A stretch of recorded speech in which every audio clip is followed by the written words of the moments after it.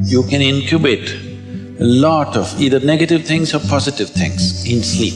This is getting too easy. Just sleeping sadhana. So coming awake to an alarm bell with a sudden start is not the best way to do your life.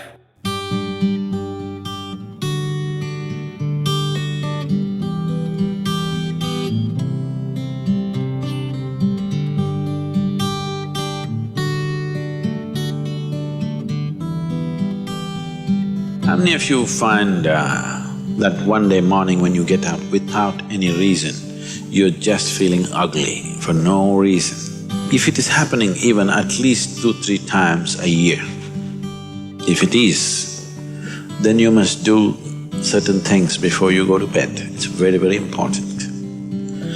Because unconsciously, you need to understand this, you can incubate a lot of either negative things or positive things in sleep. Either pleasantness or unpleasantness, you can incubate very effectively, uninterrupted in sleep. You can also incubate it in the day, but there are so many interruptions, it doesn't happen very efficiently. But if you have a tendency to go to bed in a certain way and you wake up in the morning really nasty for simply no reason, that means you're incubating things in the night very efficiently. Bad eggs. This is not just about psychological disturbances, it can cause major physiological problems over a period of time. It's important that you eliminate these things from your life.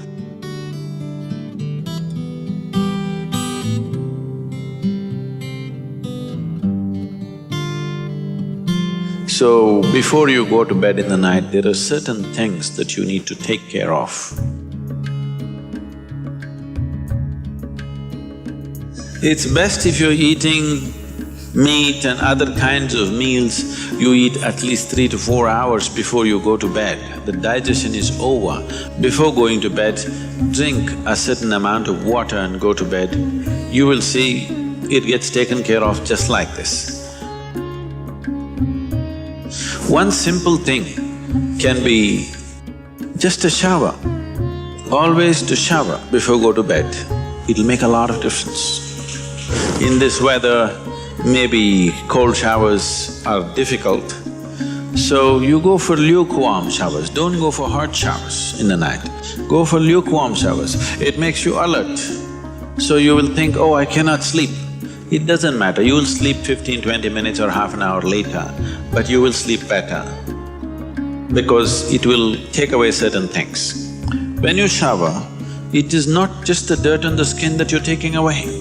Have you noticed if you're very tense and anxious, whatever, just a shower, you came out, it feels like almost the burden has been taken away from you?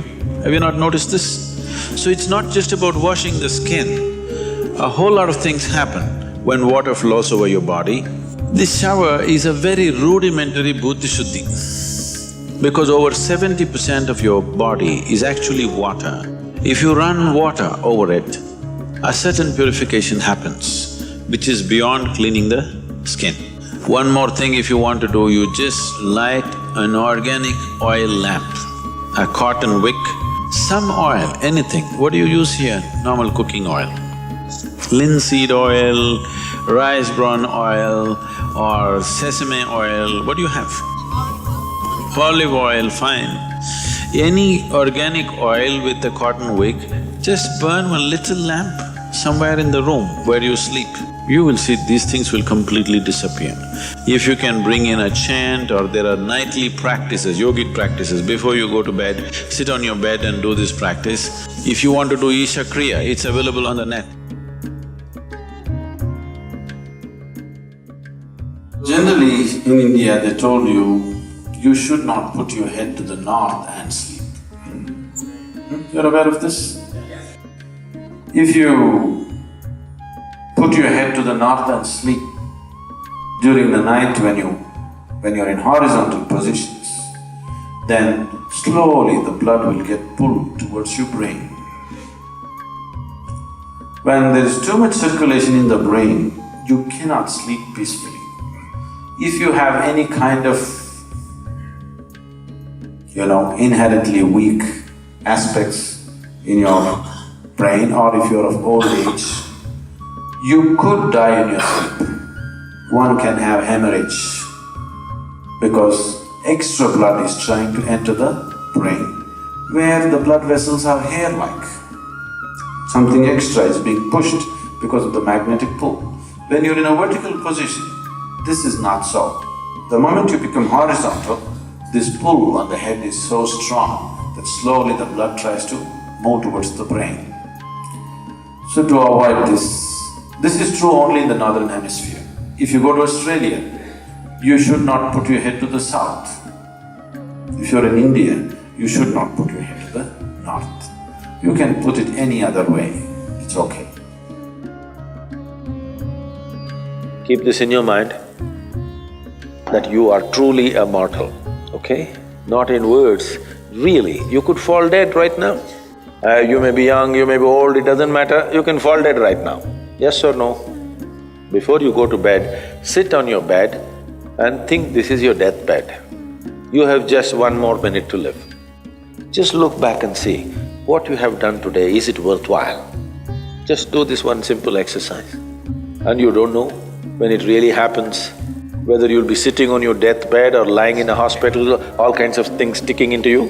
Who knows how it'll happen? But enjoy this every day, that you will sit on your deathbed, look back and see, today, the way I've handled these 24 hours, is it worthwhile? Because now I'm dying. If you do this, you will live a worthwhile life, believe me. So every day in the night, all of you should do this before you go to bed. Last 3 minutes, everything that you have gathered, the body, the content of the mind, things, don't ignore small things, the small things are big things. I've seen how people are carrying their own private pillow, you know, because it's very important. So, your pillow, your footwear, if you have relationships, everything that you have gathered, keep it aside, sleep.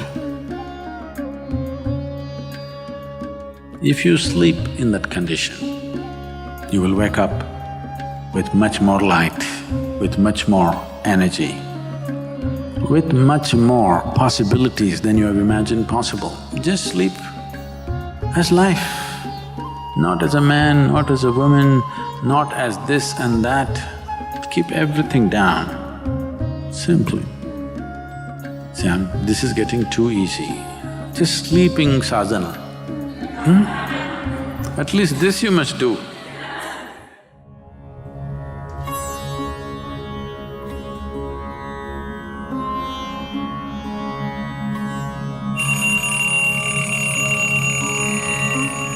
So what kind of sounds come awake to will determine the context of the day and the future of your life in many ways.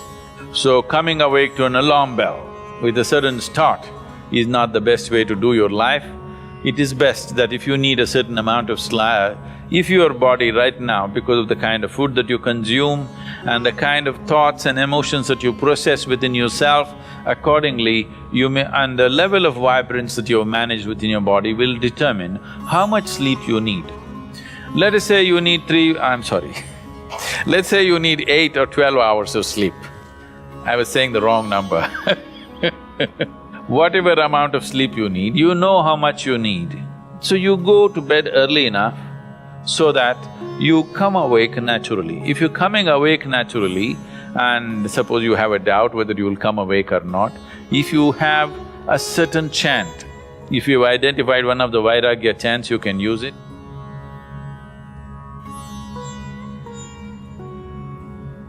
Physiologically, one important aspect of you is your heart, the pumping station for your blood circulation, which pumps life across the body.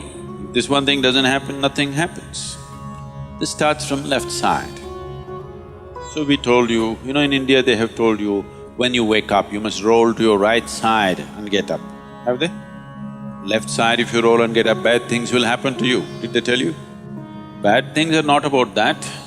When you're in a certain state of relaxation, when the body is in a relaxation, the metabolic activity is low. When you get up, there is a certain surge of activity.